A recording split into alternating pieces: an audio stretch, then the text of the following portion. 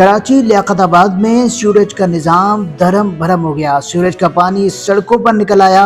Traffic की रवानी भी मुतासर है। एम्बुलेंसेस को भी दुश्वारी का सामना है। कराची के इलाके लियाकताबाद 10 नंबर अंडरपास के करीब सीवरेज का निज़ाम धर्म भरम हो गया है। कोई सुनने और देखने वाला नहीं है। वोट लेने के बाद सब मंजर से गायब नजर आते हैं।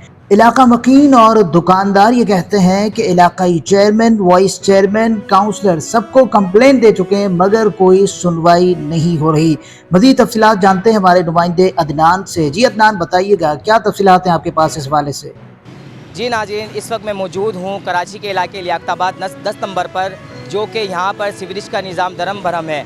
मेरा कैमरामैन दिखा सके कि किस हालात में यहाँ से लोग का गुजरना हो रहा है और किस तरह लोग परेशान हैं और किस तरह बच्चे, बुज़ुर्ग और दुकानदार इस मुश्किलात का सामना कर रहे हैं। दुकानदारों का ये कहना है कि इस निज़ाम को जल्द से जल्द बेहतर कराया जाए और हमारे कारोबार में बेहतरी आ सके। हम इस चीज़ से परेशान हो चुके हैं कि हमारा यहाँ से गुजर बसर नहीं हो पा रहा। कितना बार यहाँ पे हम कंप्लेन कर चुके हैं यूसीज़ के अंदर और दीगर इदारों के अंदर भी हमारी कोई सुनवाई नहीं हो रहा।